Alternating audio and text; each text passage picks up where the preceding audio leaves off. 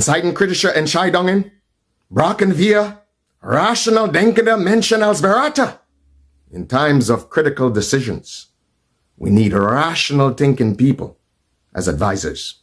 Okay, so I was taking a look at Mr. Ruggles Ferguson response and analysis of the current situation that Grenada faces with the requests from the United States for temporarily deploying a radar system on island. And first and foremost, let me say, I got nothing but love for the kid. The gentleman has always been very pleasant to me in the past, and I have always been very pleasant to him. But I was a little bit disappointed, appalled, and taken aback by some of the kindergartenish, childish, immature responses and things that he said on that interview that was not grounded in reality, but it was grounded in idealism. Okay? And one of the greatest political and military theorists of all time, Machiavelli, has said that if one were to abandon what is for what should and what shouldn't be, that one and a state will come to ruin. Let me say this again. If one or a state were to abandon what is reality in this world for what should and shouldn't be, that person or that state will come to ruin.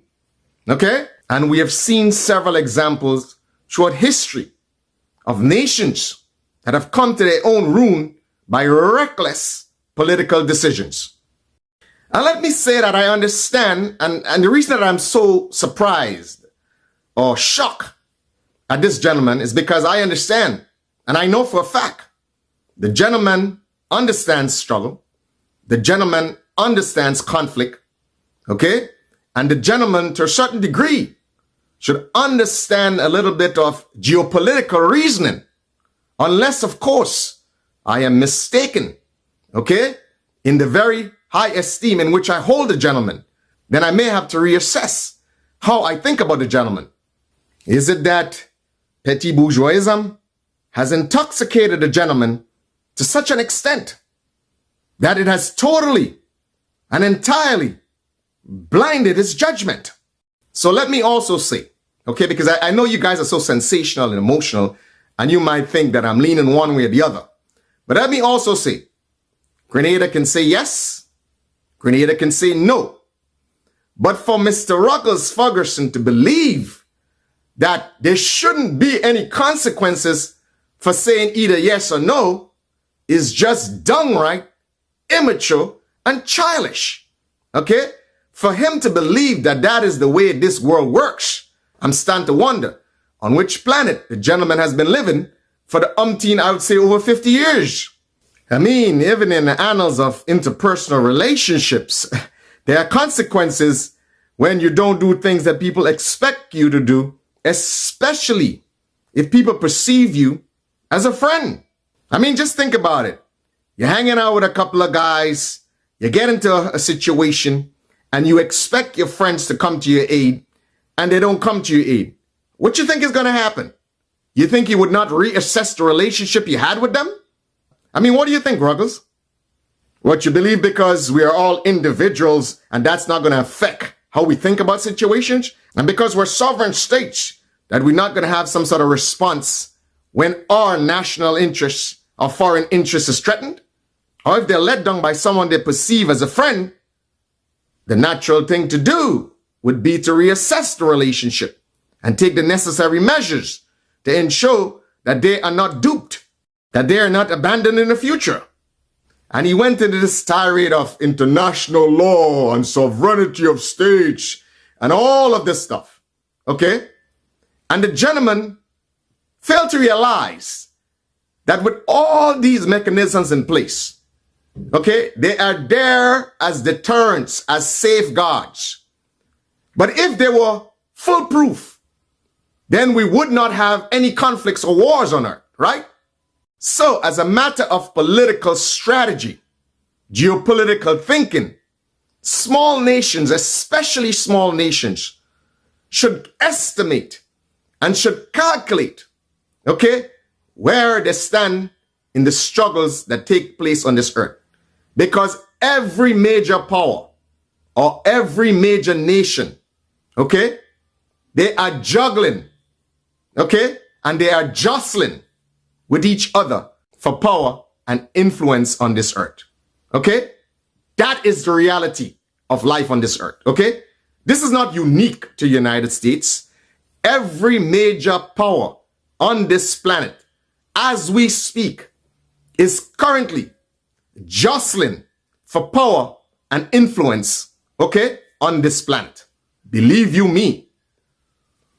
And the sort of thinking that the gentleman engaged in on that show sort of reminds me of the nonsensical thinking that these guys had in the PRG, okay? The gentlemen who were part of the PRG. This is the same sort of mentality and thinking that they had.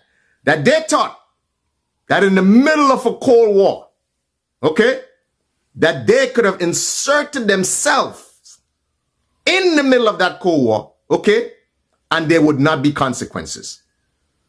And we saw what those consequences were. It brought on Grenada the most devastating humiliation ever seen in the history of Grenada. Okay?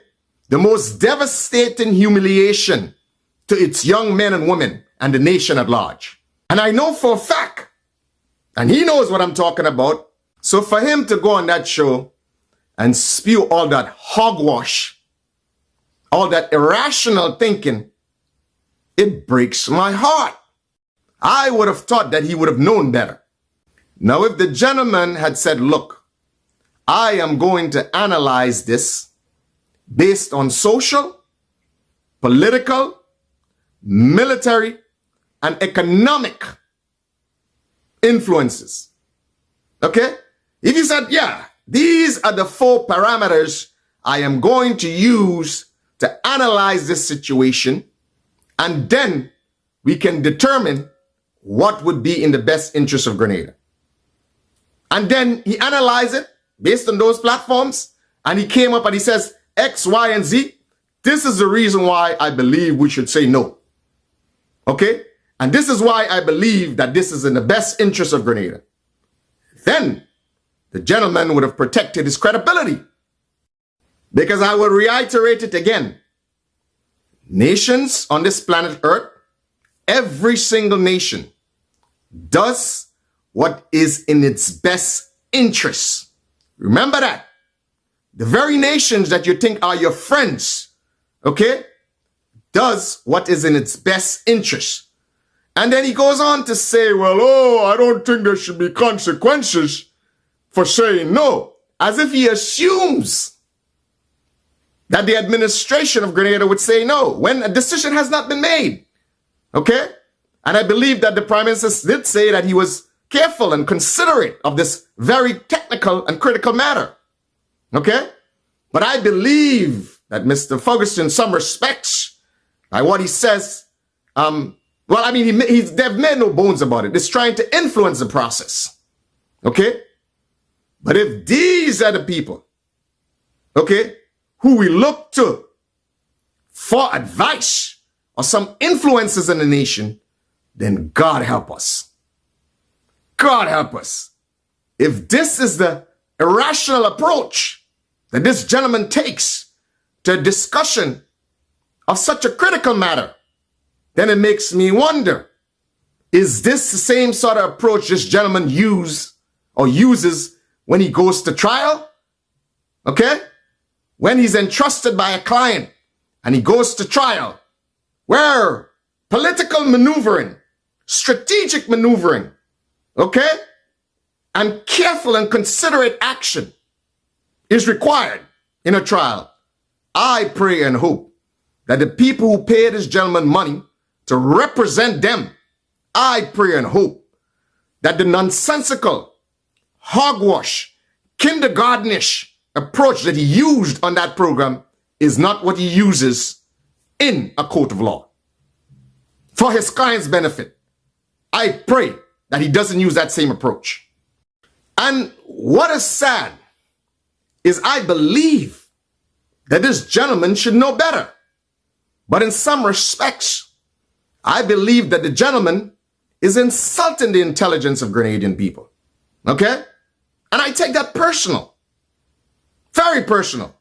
That you would insult the intelligence of Grenadian people, the collective intelligence of Grenadian people. In some respects, I see it as my duty to dispel all the nonsense that is being spewed surrounding this issue. As I have said, if you want to be taken seriously on this particular issue, Mr. Ferguson, I strongly suggest that you reason this issue from a fundamental basis and platform of the implications socially, militarily, politically, and economically for Grenada. And you analyze it based on the interests, ultimate self-interest of Grenada. Not friends, not because of perception, and not because of emotional thinking or sensationalism. Okay? The only things that matter right here, and the only things that are important, is the implications socially, militarily, politically, and economically, and the self-interest of Grenada. That, my friend, is the intellectual approach, okay, when it comes to reasoning about this critical matter. On that note, guten Tag. I come back now to the issue of repercussions and consequence.